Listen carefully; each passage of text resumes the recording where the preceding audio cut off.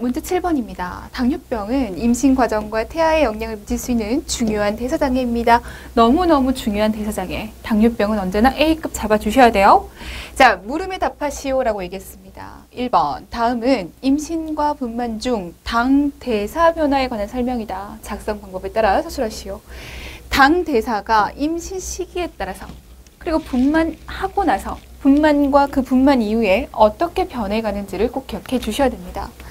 자, 내용 중 잘못된 내용 한 가지를 찾아 바르게 고쳐 쓰기, 기억에 해당하는 내용을 차례대로 쓰기, A를 6가지 쓰기, 그리고 B가 나타나는 이유를 쓰기라고 되어 있습니다. 자, 해봅시다. 임신과 분만 중의 대사의 변화에 대해서 우리 한번 살펴보자. 임신은 생리적으로陰부의 내분비 활동을 촉진시키게 됩니다. 정상적으로 촉진되고 있어. 췌장의 랑게르한스섬의 세포에서도 인슐린의 분비가 증가한다. 자, 부신피질에서 글루코콜티코이드와 뇌화수체 전엽에서 기억 분비가 증가하게 되고, 부신피질에서 글루코콜티코이드가 증가합니다. 그리고 기억의 분비가 증가하게 되어 이 호르몬들 다 뭐 하는 호르몬들이었어요? 혈당을 상승시키는 호르몬이었어요.陰부의 혈액 내의 과혈당 경량을 증가시킨다. 뇌하수체 전엽에서 나오는 호르몬 중에서 혈당을 증가시키는 호르몬, 성장 호르몬입니다. 이거 우리가 성인간호학에서 여러 번 했던 얘기예요. 인슐린에 기량하는 그런 호르몬에는 뭐가 있을까 우리가 보고 왔다는 얘기예요. 자, 모체에 포도당과 인슐린은 태반을 통과해서 태아의 혈당 상승과 인슐린 분비를 촉진시킨다. 이 문장 맞는 얘기처럼 보이지만 꼼꼼하게 보셔야 됩니다. 당연히 모체의 포도당이 태반을 통해서 태아에게 전달될 거고, 그러면 태아는 이 포도당을 가지고 성장 발달을 할 거라고요. 하지만 모체의 인슐린이 태반을 통과하는 것은 아니에요. 태아가 모체의 포도당을 받았어. 그리고 나서 태아 몸에서 인슐린을 스스로 만드는 겁니다. 자, 그래서 얘가 잘못된 내용이에요. 모체의 포도당은 태반을 통과하지만 인슐린은 통과하지 않습니다. 자, 임신 2기와 3기에는 모체의 대사 상태에서 당뇨 유발 효과가 나타나게 됩니다. 자, 임신 1기, 2기, 3기를 한번 나눠봐요. 임신 1기, 2기, 3기. 임신 1기는 언제까지? 13주에서 14주까지를 1기라고 봐요. 13주로 보는 데도 있고 14주로 보는 데도 있어요. 2기는요. 26주에서 27주까지를 2기로 봐요. 그리고 분만까지를 3기라고 보는 거죠. 임신 2기와 3기, 태반이 형성되기 시작하면서, 태반이 완벽하게 형성되기 시작하면서 여기서 뭐가 나와요? 태반 호르몬이 나오게 됩니다. 자, 이 태반 호르몬은 인슐린에 대한 기량작용이 있어요. 인슐린에 대한 기량작용이 있다는 것은 인슐린에 대한 저항성이 있다는 얘기. 인슐린에 대한 저항성이 있다는 얘기는 인슐린이 제대로 된 기능을 하지 못한다는 얘기. 인슐린이 제대로 된 기능을 하지 못하니 당연히 당뇨 유발 효과가 나타날 수밖에 없죠. 주요 호르몬의 변화로 무슨 호르몬? 태반 호르몬 얘기해야죠. 태반 호르몬에 뭐가 있어요? HPL, 에스트로겐, 프로게스테론, 코티졸, 프롤락틴, 인슐리나제. 태반 호르몬과 함께 인슐린에 기량하는 호르몬 6가지입니다. 자, 이런 호르몬의 변화로 당 내성이 저하되게 된다. 인슐린에 대한 저항성이 높아지기 때문에 인슐린의 저항성이 증가돼. 왜 근데 증가되는 건데? 인슐린의 저항성이 증가된다는 얘기는 모체에서의 얘기예요. 그죠? 태아에서의 얘기가 아니라 모체에서의 얘기예요. 자, 태아에게 글루코스를 많이 공급하기 위해서, 그러니까 엄마가 이 당을 소모하지 않게 하기 위해서 이 당을 태아에게 전달해 주기 위해서 인슐린 저항성이 나타나는 것이다. 간의 글리코겐 저장을 감소시킨다. 마찬가지예요. 글루코스 생산을 증가시킨다. 마찬가지입니다. 태아에게 당을 전달해서 태아가 성장할 수 있도록 하는 기전입니다. 자, 보통 18에서 20주경부터 췌장에 대한 인슐린의 요구가 증가하기 시작합니다. 18에서 20주예요. 췌장이 잘 대처하지 못하면 포도당 이용이 부적절해진다. 인슐린의 요구량은 증가되게 되는데 췌장이 잘 대처하지 못해 인슐린 제대로 못 만들어내는 거죠. 제대로 기능하지 못하는 겁니다. 그럼 포도당 엄마가 잘 이용 못해요. 아, 엄마가 당을 지금 이용하지 못하는 상황에서 혈당은 높아지고 있는 상황이야. 그거 우리 뭐라고 얘기해요? 당뇨병이라고 얘기하죠. 당뇨병이 될 수 있는 소지가 굉장히 높습니다. 자, 출산 시 태반이 만출되게 되면 태반 호르몬이 감소하게 되고, 그러면 인슐린의 기량작용이 감소하게 되고 인슐린의 저항성이 회복하게 되고, 그래서 인슐린에 대한 민감성을 회복할 수 있습니다. 자, 비수유부는 7일에서 10일 안에 비임신 시에 인슐린 탄수화물 균형을 회복하게 되고, 수유 시에는 수유가 얼마나 많은 에너지가 필요한데요. 모체의 포도당이 소모되게 됩니다. 그래서 6에서 9개월 모유 수유를 하는 동안에 인슐린 요구량은 낮아지게 되고, 당연하죠. 당이 소모되니까 그만큼 처리해야 될 당이 감소된다는 얘기, 처리해야 될 당이 감소한다는 얘기는 그만큼 인슐린에 대한 요구량, 필요량이 감소한다는 얘기입니다. 수유가 끝났어. 그러면 당을 소모할 일이 없잖아요. 수유를 통해서 당을 소모할 일이 없어. 그러면 임신 전 수준으로 되돌아갈 수 있습니다. 요거 정리하셔야 돼요. 자, 임신 1기, 2기, 3기 분만 후 임신 1기를 언제까지로 본다고요? 13에서 14주까지로 본다고요. 그리고 26주, 27주 분만 후, 분만까지를 임신 3기, 그리고 분만 시기, 분만 이후 이렇게 나눠볼 수 있습니다. 자, 인슐린의 요구를 봐요. 임신 1기입니다. 태반이 형성되어 가고 있는 시기, 완전하게 발달이 된 시기가 아니에요. 근데 이때는 배아가 엄청난 발달을 합니다. 배아가 엄청난 발달을 하게 돼요. 배아의 발달은 당을 소모하게 됩니다. 그리고 이때 에스트로겐과 프로게스테론이 췌장의 베타세포를 계속적으로 자극할 거예요. 췌장의 베타세포를 자극하게 되면 당연히 인슐린의 양은 많아지게 되죠. 인슐린에 대한 생산은 높아지게 되는데 당은 계속적으로 소모되고 있는 상황. 그래서 오히려 저혈당을 걱정해야 될 때입니다. 자, 임신 2기입니다. 임신 2기로 넘어가게 되면서 태반 많이 발달했어요. 그럼 여기서 뭐가 나와요? 태반 호르몬이 나와요. 태반 호르몬이 인슐린에 대한 저항하는 성질을 가지고 있습니다. 인슐린이 제대로 된 기능을 하지 못하도록 하는 거죠. 그럼 당연히 요구량은 높아질 수밖에요. 이때 이 요구량을 제대로 해결해 주지 못하면 문제가 생기는 거죠. 마찬가지예요. 태반 호르몬의 증가로 인해서 인슐린 요구량이 현저하게 증가된다. 마찬가지. 자, 분만 얘기해보죠.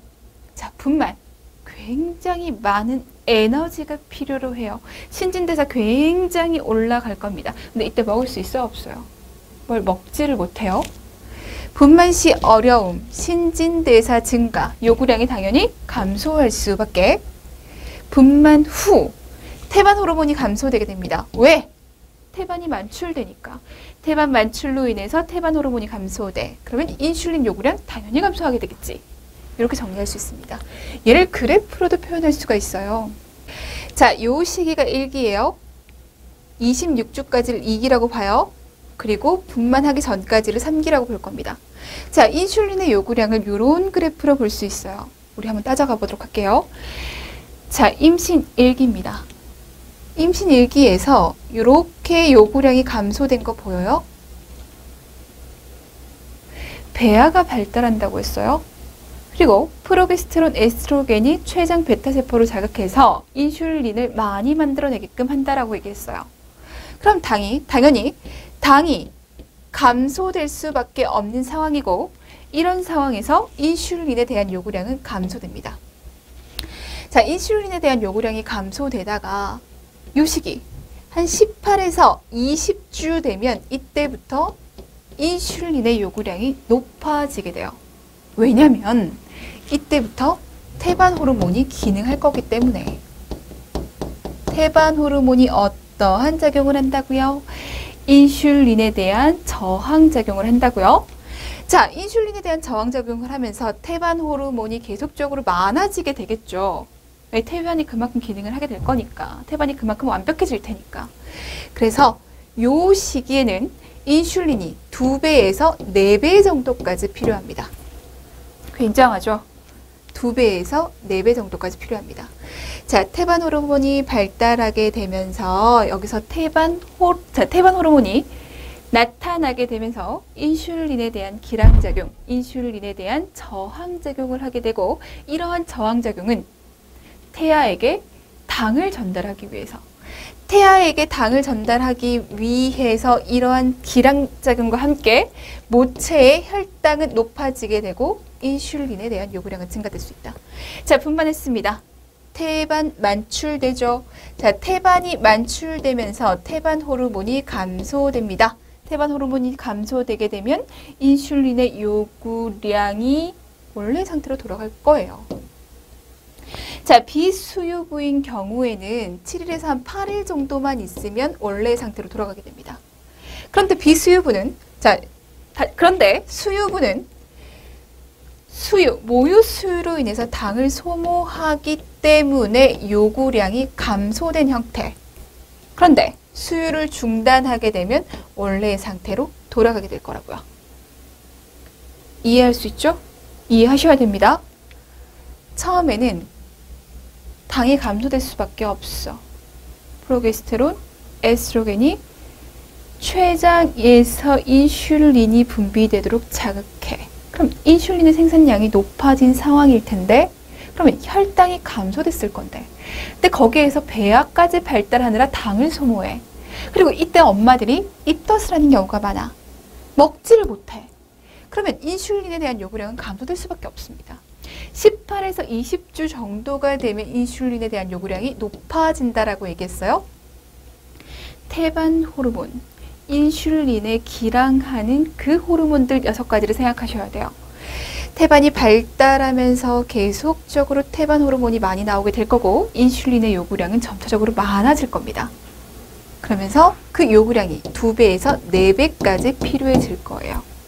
태반이 만출되게 되면 호르몬은 급격하게 감소되고, 어떤 호르몬? 태반 호르몬.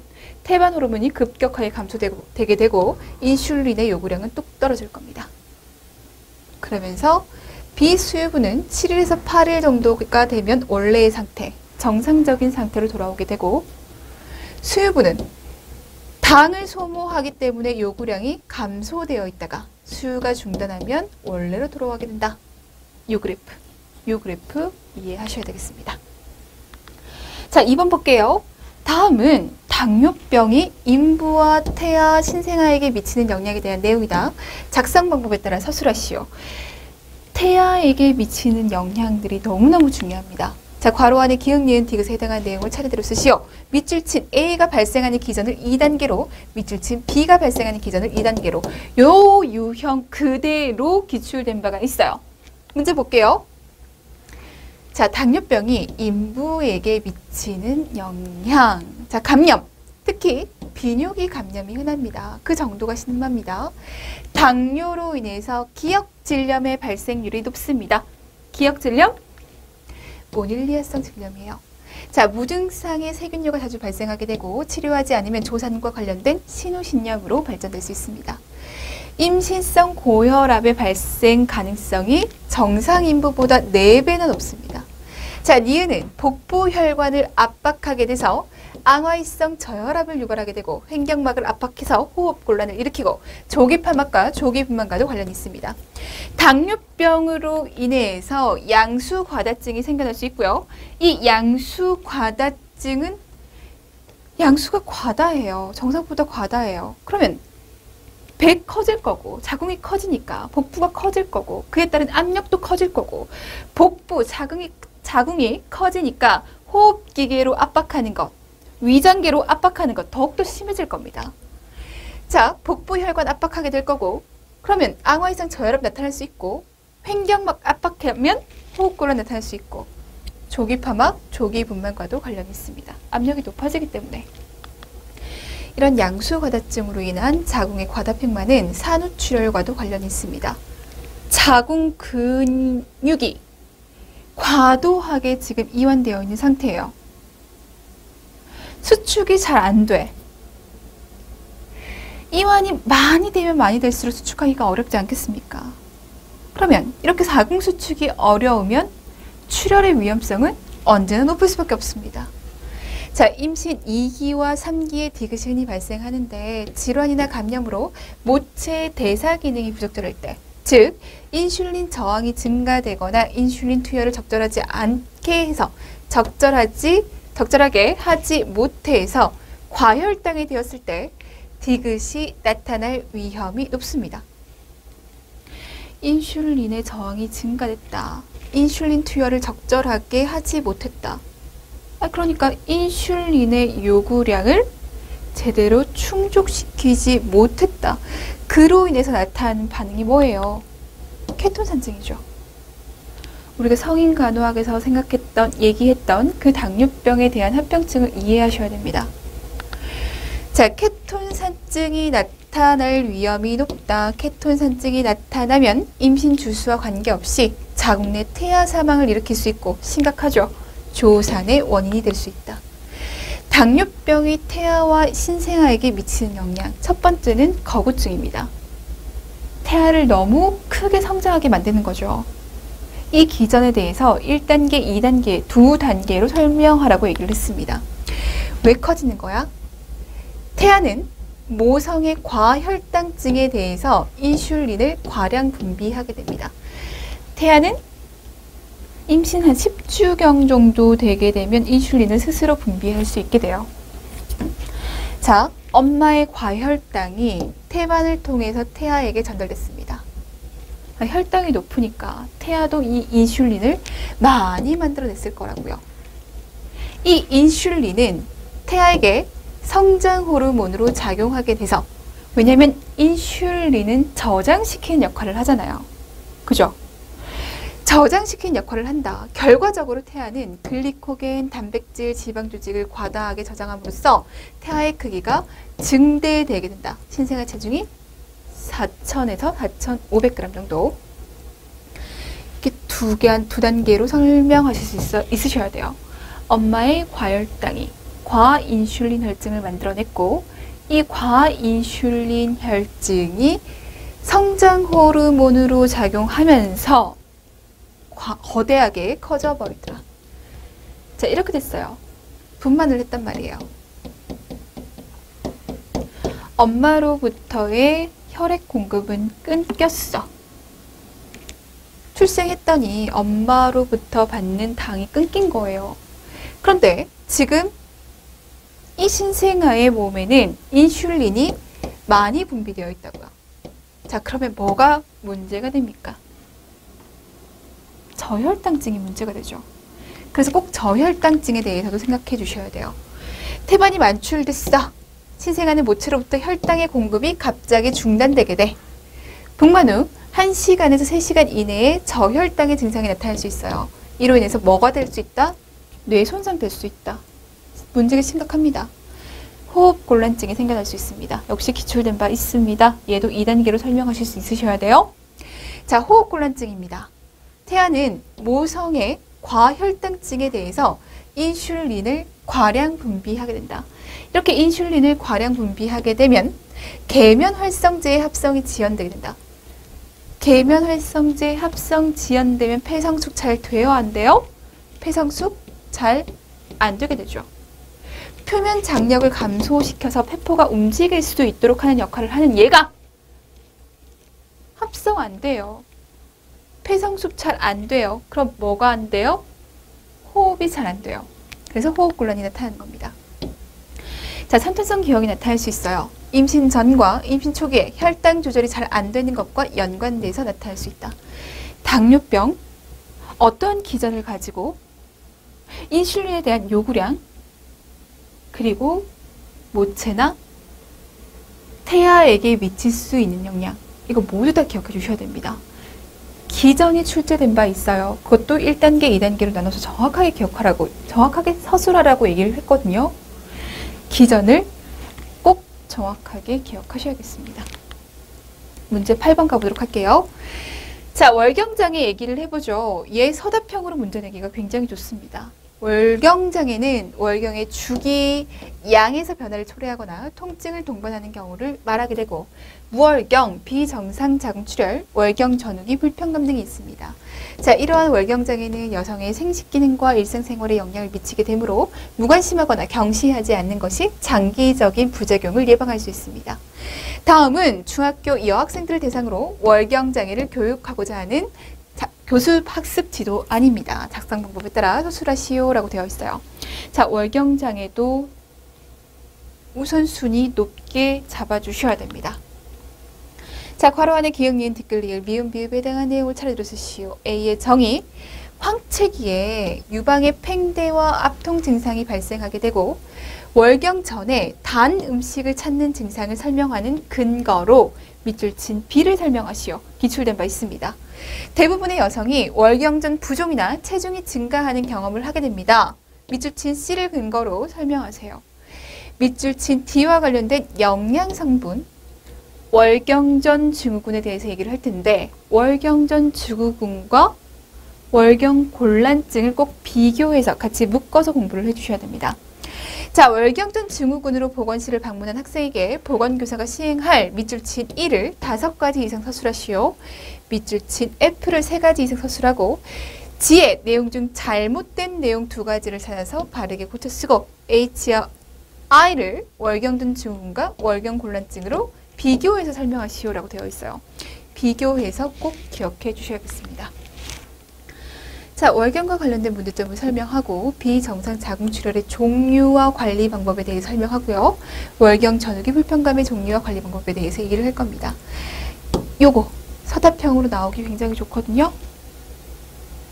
학교에서 우리의 대상자들이 이거와 관련해서 보건실을 많이 오게 되죠. 이것에 대한 케어와 교육 누가 할 수 있다? 보건교사인 우리가 할 수 있다. 꼭 기억해 두셔야 되는 내용들. 자, 무월경부터 얘기를 해보도록 할게요. 2차 성징의 발현이 없으면서 14세까지 초경이 없거나 2차 성징의 발현과 관계없이 16세까지 초경이 없는 경우 원벌성 무월경이라고 합니다. 속발성 무월경이라고 하는 것은 정상 월경 주기가 3번 지나도록, 그러니까 원래 주기에 따라 월경이 있었던 사람이 그 월경 주기가 3번이 지나도록 없어요. 정상 월경이 있었던 여성이 6개월 이상 월경이 없어요. 속발성 무월경이라고 합니다. 자, 16에서 45세 여성들에게 가장 흔히 있는 무월경, 생리적 무월경이죠. 16에서 45세 가임기의 여성들에게서 가장 흔하게 있는 무월경이다. 이것을 생리적 무월경이라고 하는데, 예를 들어서 임신했어. 무월경인 거 당연하죠. 나 지금 수유하고 있거든. 무월경인 거? 그럴 수 있어요. 당연해요. 나 지금 폐경이야. 일찍 왔을 수도 있죠. 폐경이야. 당연한 거예요. 나 아직 2차 성징 발현 안 됐거든. 나타날 수 있어요. 정상적으로 나타날 수 있어요. 그러니까 정상적으로 나타날 수 있는 무월경이라고 생각하시면 되시고, 이런 무월경은 당연히 16에서 45세 여성들에게 흔히 있을 수 있는 무월경들이죠. 자, 무변환성 무월경. 출산 후 수유기, 사춘기, 갱년기, 시상하부 뇌하수체, 난소축의 장애로 발생하게 된다. 시상하부, 뇌하수체, 난소축, 이 기전이 제대로 돌아가야 배란이 발생하게 되고, 그리고 월경 주기가 돌아가잖아요. 이게 제대로 되지 않았을 때 무배란성 무월경이 나타날 수 있다. 자, 비정상적인 자궁출혈, 얘가 중요한 겁니다. 간격,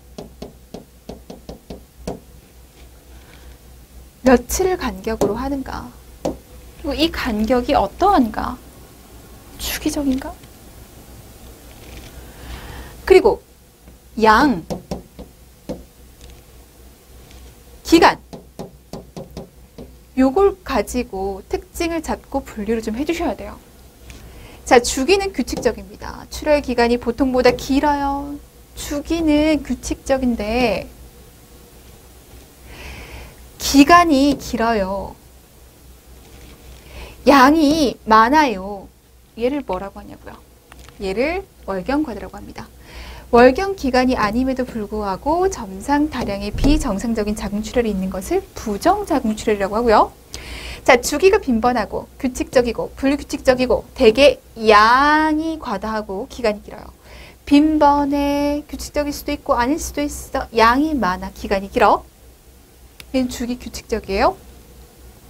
자, 과다 부정 자궁출혈 21일 이하, 여기에 포인트를 주셔야 돼요. 21일 이하의 간격이면서 빈번하고요. 규칙적일 수도 있고 불규칙적일 수도 있어요. 얘를 우리가 빈발월경이라고 합니다. 대개 난포기의 단축, 황체기의 단축으로 오게 되고, 자, 얘는 35일에서 40일 간격이에요. 길죠. 이따금씩 오는 불규칙한 월경입니다. 이따금씩 희발월경이라고 얘기합니다. 출제된 바 있어요. 대개 난포기가 연장되게 돼서 황체기는 정상이거나 부적절하거나 간혹 단축되어서 오게 된다. 주기 규칙적이에요. 출혈 기간도 보통이에요. 출혈만 과다예요. 자, 해보세요. 규칙적이에요. 기간 길어요. 양 과다예요. 여기에 포인트를 줘야 되네요. 얘랑 차이점은 기간에 대해서 주의를 하면서 봐야겠어요. 얘를 과다월경이라고 합니다. 자, 주기는 규칙적이에요. 출혈 기간 짧아요. 양이 적어요. 과소월경, 월경 간출혈. 규칙적인 월경 주기와 주기 사이에 오게 되고 대개 양이 많지 않은 출혈. 월경 전 점상 출혈. 정상 월경 수일 전에 있는 점상 출혈. 일반적인 진단 방법에 의해 진단되는 기질적인 질환이 없이 오는 어떤 문제가 있지 않고서 나타나는 불규칙적인 비정상 자궁출혈을 기능성 자궁출혈이라고 얘기합니다. 월경전 증후군, 그리고 월경곤란증, 그리고 PMS라고 얘기하고요. 생리통, 월경통이라고 얘기를 하죠. 월경전 증후군에 대해서 얘기를 하는데 역시 출제된 바 있는 파트입니다. 자, 내분비설에 대해서 얘기를 하는데 황체기 유방의 팽대, 압통 증상, 단 음식을 찾는 증상, 이것을 내분비설과 관련해서 얘기를 해보래요. 자, 황체기에 프롤락틴 분비가 증가하게 되면서 유방의 팽대와 압통 증상이 발생하게 되고, 황체기에 비해 난포기에 인슐린 수용체가 배로 증가하게 돼서 인슐린 수용체가 증가하게 돼서 월경 전에 당 내성이 증가하기 때문에 단 음식을 찾게 된다. 자, 체액저류설과 관련해서 여성이 월경 전 부종이나 체중이 증가하는 경험을 하는 이유를 설명해 보래요. 황체기에 프로게스테론의 나트륨 배설을 증가시켜요.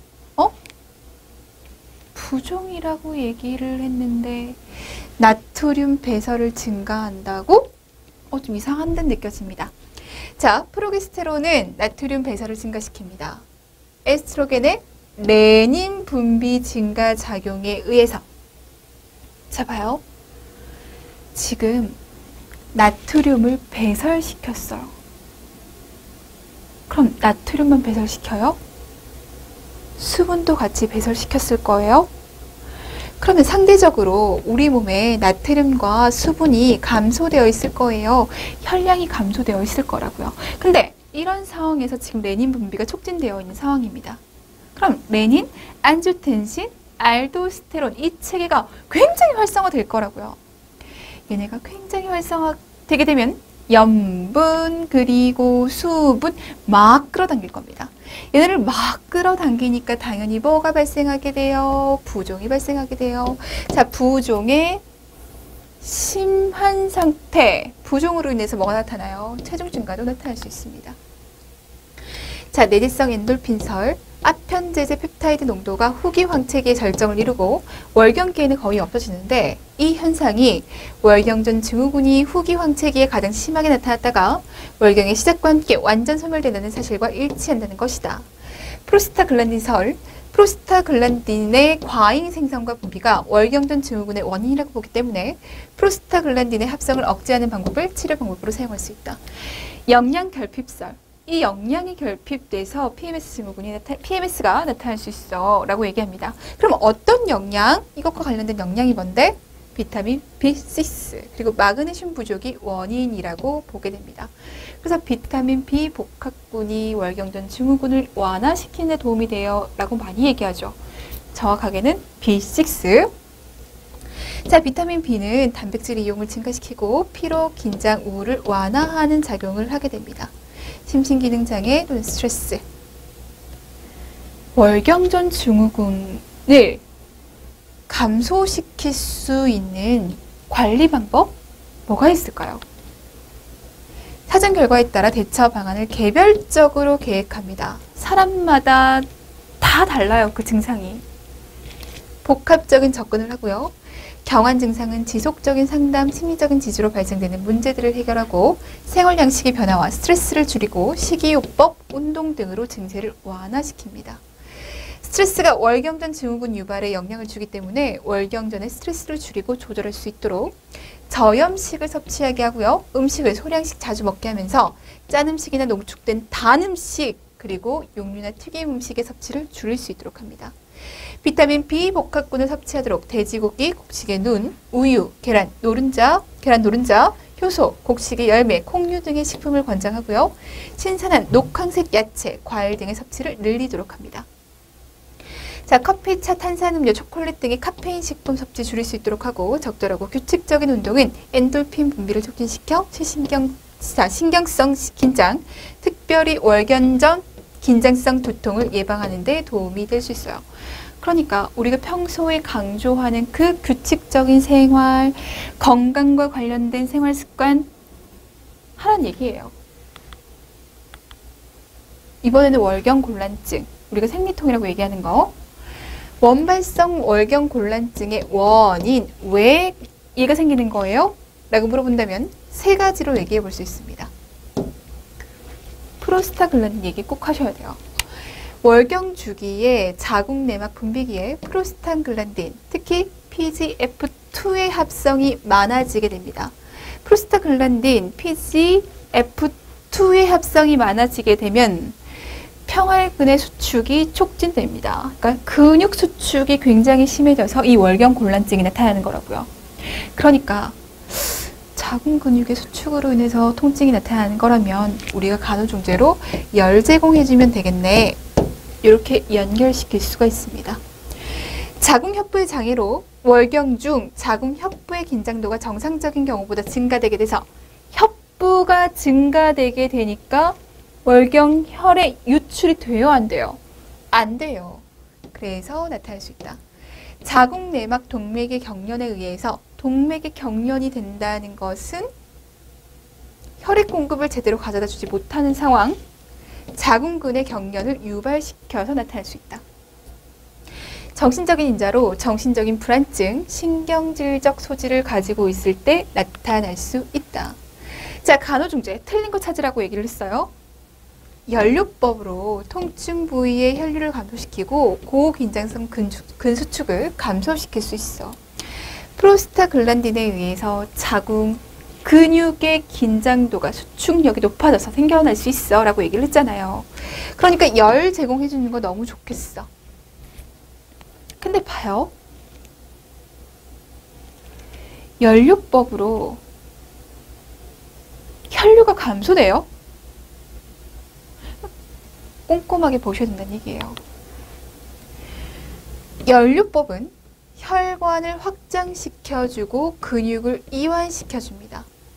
혈관을 확장시켜주니까 거기에 혈류가 차오를 거라고요. 허혈이 아닐 거라고요. 허혈을 최소화시켜서 오히려 월경통을 감소시킬 수 있습니다. 골반 흔들기 등의 운동으로 혈관 이완을 증가시켜서 자궁 허혈을 감소시킨다. 좋아요. 복부 마사지로 2차적인 자극을 줘서 통증의 역치를 감소시킨다. 자, 복부 마사지 해주자. 우리가 통증 얘기하면서 관문 통제 이론 얘기를 했죠. 마사지가 왜 통증을 감소시키는지에 대해서 관문 통제 이론으로 설명을 했습니다. 기억하셔야 돼요. 마사지를 통해서 통증이 감소돼. 그럼 통증의 역치가 증가하는 거예요? 감소하는 거예요? 10의 강도가 있을 때 통증이 있어. 100의 강도가 있을 때 통증이 있어. 이 역치가 높다라고 얘기를 해요. 역치가 얘보다는 낮죠. 통증을 일으키는 기준점을 역치라고 생각하시면 돼요. 헷갈릴 게 없어요. 복부 마사지를 통해서 통증이 감소된다며. 통증이 감소된다는 얘기는 역치가 그만큼 올라간다는 얘기죠. 얘는 10만 있어도 통증이 나타나고 얘는 100이 있어야 통증이 나타나는 거니까 당연히 역치를 증가시켜야 요만큼의 통증이 있을 때 통증이 나타나지 않는 거죠. 복부 마사지로 통증의 역치를 높여서 통증을 감소시킬 수 있다. 요가나 명상으로 이완을 유도해서 통증을 감소시킨다. 그리고 이 둘을 뭐 해야 돼요? 비교해야 돼요. 자, 증상의 특성. 월경전 증후군은요, 증상이 완만하게 나타날 거예요. 월경곤란증은 급성으로 나타날 거예요. 그 기간을 살펴본다면 월경전 증후군은 월경전 2일에서 10일 사이에, 월경이 시작되기 전 2일에서 10일 사이에 나타나거든요. 그래서 서서히 증상이 나타날 거예요. 월경 시작과 함께 월경 전 증후군이라고 얘기했잖아요. 그러니까 월경의 시작과 함께 더 이상 증상이 나타나지 않습니다. 해소되게 돼요. 그런데 월경 곤란증은 이 통증이 월경과 함께 갑자기 나타나게 됩니다. 이렇게 보시면 됩니다. 자, 월경통이 월경 전 24에서 48시간 또는 월경 시작과 함께 있다. 그러니까 얘는 월경이 시작되면서 해소되게 되고 얘는요, 월경이 시작되면서 시작되게 된다. 증상의 정도. 자, 생리변화로 인식하는 경증에서 무력감이나 생활의 지장을 초래하는 심한 정도까지 다양하다. 사람마다 굉장히 다릅니다. 월경이 끝나면 없어지거나 감소되고 약한 무력감이나 심한 무력감을 24에서 48시간 동안 갖게 됩니다. 전체 여성의 5에서 95% 약간의 불편감, 심한 통증이 있는 경우 이렇게 보는데 대부분의 사람이 있을 수도 있고 없을 수도 있어요. 그렇게 봐주시면 돼요. 그래서 이 비정상 자궁출혈을 한 번 더 짚고 넘어가자면 간격과 기간과 양을 기준으로 얘를 구분하셔야 돼요. 서답형으로 나오기가 너무 좋다고요. 그리고 서답형으로 나왔고요. 그러니까 기준 두고 특징 잡아가면서 용어를 정확하게 기억하셔야겠습니다. 자, 문제 9번입니다. 다음은 갱년기 여성에 대한 내용이다. 물음에 답하시오. 갱년기 여성에 대해서 얘기를 할 겁니다. 이제 폐경에 대해서 얘기를 해야 된다고요. 폐경 역시 중요한 내용이에요. 자, 1번. 다음은 갱년기의 난소와 호르몬의 변화이다. 괄호 안에 기역, 니은, 디귿에 해당하는 내용을 차례대로 쓰시오. 자, 폐경기가 진행됨에 따라 성선 자극 호르몬의 분비량은 증가하게 되고 기역의 양은 점차적으로 감소합니다. 폐경기로 인해서 에스트로겐이 감소하게 되죠. 아니, 성선 자극 호르몬 얘가 증가하는데 얘는 왜 감소하게 돼요? 결론적으로 얘가 감소하니까 얘를 증가시키고자 얘가 올라가는 겁니다. 자, 에스트로겐의 양은 점차 감소해서 난소에 남아있는 난포들의 성장을 촉진시키게 되고 자, 이로 인해 난소의 소실 현상이 가속화되면서 결국 폐경기에 이르게 됩니다. 자, 보세요. 에스트로겐의 분비량이 감소돼요. 자, 에스트로겐의 분비량이 감소가 되니까 얘를 증가시켜야 되죠. 자, FSH예요. 그 다음에 에스트로겐이죠. 얘가 얘를 증가시키도록 하는 거잖아요. 근데 지금 얘가 감소되어 있어요. 원래는 얘가 증가되면서 얘 너 이제 그만 나와도 돼 음성 되먹이 기전이 나타나는데 지금 얘가 감소가 돼 있으니까 얘 기전을 약화시킬 겁니다. 더 자극해서 얘를 더 자극할 수 있도록 할 거란 말이에요. 자, 그러기 위해서 난포 자극 호르몬 분비를 증가시킬 거예요. FSH의 분비가 증가되면서 난포를 계속적으로 자극하면서 성숙시킬 거예요. 난포의 성숙을 계속적으로 촉진하다 보니까 난포 소실의 현상이 가속화됩니다. 그러면서 결국에는 폐경까지 가는 겁니다. 자, 폐경 후 성호르몬 체계에 대해서 봐요.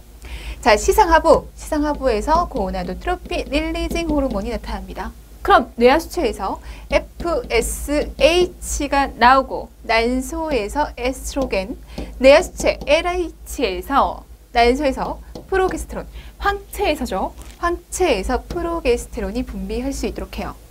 그래서 시상하부, 뇌하수체, 난소의 요 체계였단 말이에요. 근데 요 체계가 점차적으로 에스트로겐 분비가 감소되게 되고 얘가 증가되게 되는데 난포는 계속적으로 소실화가 되고 그럼 이제 이 체계가 의미가 없어진단 말이에요. 근데 우리 몸은 계속적으로 에스트로겐이 필요해요.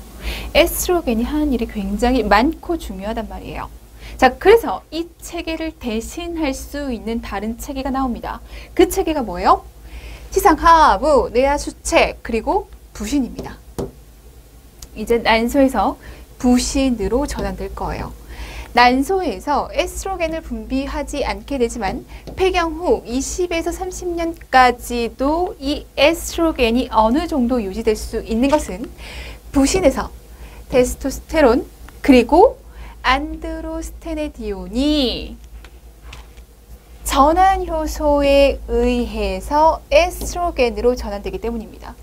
부신에서 분비되는 이것들이 전환 효소에 의해서 에스트로겐으로 전환될 수 있어서 폐경으로 인해서 실질적인 에스트로겐은 감소됐지만 어느 정도 유지가 될 수 있어. 근데 여기 봐요. 이 효소가, 이 전환 효소가 지방 조직, 근육, 골, 기질, 세포 등의 말초 조직에 있단 말이에요. 자, 그러면 간단하게 볼게요. 안드로스테네디온이 에스트로겐이 되는데 이때는 뭐가 필요해? 전환 효소가 필요해. 그럼 이 효소가 충분하다면 충분한 에스트로겐을 만들어낼 수 있겠죠. 그래서 비만한 여성이 오히려 골다공증에 걸릴 가능성은 감소돼요. 이 얘기를 해요. 무엇과 관련해서? 폐경과 관련해서. 폐경과 관련해서 마른 여성이 골다공증이 생겨날 가능성이 굉장히 높습니다. 이렇게 얘기를 한단 말이에요. 뭐 때문에? 여기에 있는 뭐 때문에? 얘 때문에. 비만하다면 충분한 효소를 나타낼 수 있을 거고 이 효소로 인해서 에스트로겐이 충분히 만들어질 수 있기 때문에 그래 좀 괜찮아. 이렇게 얘기를 한다고요. 에스트로겐이 어떠한 기능을 하는지를 꼭 알고 계셔야 돼요. 자, 다음은 보건교사가 여교사들을 대상으로 한 폐경기의 신체적 변화에 대한 교육 자료에 대한 내용입니다. 작성 방법에 따라 서술하시오. 폐경기의 가장 키포인트는 에스트로겐 감소입니다. 폐경기 때 나타나는 증상들은 에스트로겐의 감소로 인해서 나타나는 증상이기 때문에 에스트로겐의 기능에 대해서 중요하게 생각하면서 기억을 해두자. 자, 괄호 안에 기역, 니은, 댓글, 리을, 미음에 해당하는 내용을 차례대로 쓰시오 라고 되어 있고요. 밑줄 친 ABC의 기전을 기억의 감소와 관련해서 설명하고 D에 대해서 쓰시오 라고 얘기를 했습니다. 자, 폐경으로 인해서 여성의 신체적 변화에 대해서 봅니다. 폐경기의 신체적 변화는 난소 기능이 정지되면서 뭐 분비가 감소돼요? 에스트로겐 분비가 감소돼요. 에스트로겐은 수용체가 있는 혈관 운동계, 요로생식계, 골관절계, 신맥관계, 기타 피부, 유방 등의 각 기관에서 일어나게 된다. 그러니까 에스트로겐이 여기에서도 기능하고 여기에서도 기능하고 여기에서도 기능을 하는데 이 에스트로겐이 감소가 되니까 여기에서 기능을 하지 못해서 많은 문제들 그리고 많은 변화들이 생겨나더라. 그 에스트로겐에 어떠한 기능이 있는지를 확실하게 기억하시고 연결해서 기억하셔야 됩니다. 연결해서 증상 봐주셔야 돼요. 자, 혈관 운동계에서 홍조, 발한, 야한 생깁니다. 이거 대표적인 갱년기 증상, 대표적인 폐경기 증상이죠. 이거 출제된 바 있어요. 왜 갱년기 여성에게서 이러한 증상이 나타나는지 그 기능 한번 써봐, 그 기전을 한번 써봐 이렇게 얘기를 했어요. 혈관 운동계와 관련이 있고요. 자율신경계가 불안정해집니다. 그래서 모세혈관의 수축과 이완의 장애가 생겨서 모세혈관이 확장되니까 홍조, 발한, 이완 생겨나겠죠. 에스트로겐의 기능과 연결 꼭 시켜주셔야 돼요. 홍조, 발한, 야한이 생기는 것은 자율신경계의 불안정으로 모세혈관 수축, 이완의 장애로 인해서 나타난다. 자, 골다공증 생겨납니다. 대표적으로 나타나는 증상이죠. 자, 골관절계와 관련해서 에스트로겐이 감소됐더니 왜 이러한 변화가 나타나는데 에스트로겐이 결핍됨으로 인해서 골 형성이 억제되고 골 흡수는 촉진돼서 골 소실이 가속화돼 골 형성, 말 그대로 뼈를 만드는 거고요. 골 흡수라고 하는 것은 뼈로부터 칼슘을 가지고 나오는 거죠. 에스트로겐의 결핍으로 인해서 골 형성이 억제되고 골 흡수는 촉진됐어. 그럼으로 인해 골 소실이 증가되다 보니 골다공증이 나타난다. 자, 심장의 관상동맥 질환, 심혈관성 고혈압, 동맥경화성 질환의 발병률이 높아진다. 아니 있잖아. 폐경기를 기준으로 해서 그 이전에는 남성에서 이런 문제가 훨씬 더 많았거든. 근데 폐경기를 기준으로 해서 여성과 비슷해지거나 여성이 좀 더 많아지기도 했어. 왜 그래? 에스트로겐과 연결시켜서 설명해 주셔야 됩니다. 자, 에스트로겐의 결핍에 의해서 혈중 지질, 단백의 변화가 생깁니다. 고밀도 지질, 단백, 콜레스테롤, 우리가 보통 얘기하는 좋은 콜레스테롤은 저하되게 됩니다. 저밀도 지질, 단백, 콜레스테롤, LDL, 나쁜 콜레스테롤은 증가하게 돼요. 이러한 콜레스테롤의 변화로 심장의 관상동맥 질환, 심근경색, 협심증 등을 비롯해 심혈관성 고혈압, 동맥경화성 질환의 발병률이 높아지게 됩니다. 이런 LDL이 높아지게 되면 죽상경화증 생겨나기 굉장히 좋아지죠. 죽상경화증 생겨나면서 혈관계에 문제가 발생하면서 이런 문제들 나타난다고요. 요로생식계. 자, 에스트로겐의 결핍으로 골반 내 혈류량이 감소되고 골반 내 장기의 허혈 상태가 되고 혈류량이 감소가 되니 허혈 상태가 될 거고요. 이로 인해서 외음, 요도의 말단부, 질, 자궁이 위축되게 되고 혈류량 감소, 허혈 상태 위축. 질 상부 3분의 1도 좁아지고 회음부가 위축되게 됩니다. 질 점막에 변화가 생깁니다. 어떻게 변화가 생겨요? 자, 에스트로겐의 분비가 저하되게 되면 질 점막이 쇠퇴하게 되고 혈관 분포 감소하게 되고 점막 상피의 두께가 3개에서 4개 세포층 정도로 얇아지고 질 추벽도 사라집니다. 질벽이 얇아져서 글리코겐 분비가 적어지고 대사라인 강균수도 급격하게 감소해서 살균 작용을 못하게 되므로 질염의 소견을 나타내는 경우가 많아지게 됩니다. 질 내 pH 증가와 비슷하게 요도의 pH도 증가하게 돼서 요도염의 위험성도 증가합니다. 생식기가 위축되면 위축성 질염, 성교통, 외음 소양증, 배뇨시 자결감, 위축성 요도염, 잔뇨량 증가 등이 올 수 있어요. 자, 위축성 질염은 질 상피가 아주 얇아지면서 궤양이나 출혈성 반점, 염증이 발생한 경우를 얘기하고요. 외음 소양증은 외음 조직이 얇아지고 탄력성이 없어져서 자극을 받기 쉽고 염증성 반응으로 흔히 나타나게 됩니다. 자, 배뇨시 자결감, 소양증은 얇아진 요도 점막을 통해 소변이 요도 감각신경을 자극해서 발생하게 되고 요도 점막이 얇아져서 상처받기 쉬운 상태가 되고 위축성 요도 감염도 잘 발생하게 됩니다. 폐경기 여성에서 방광의 운동신경 활동이 저하돼서 뭐가 증가되게 돼요? 잔뇨량이 증가되게 됩니다. 요도의 점막의 두께가 얇아지고 요도가 위축돼서 요도 관략근의 저항력 감소와 요도 이완으로 복압성 또는 절박성 요실금이 오게 돼요. 요 정도는 기본이에요. 요런 얘기들은 꼭 해두셔야 되는 거.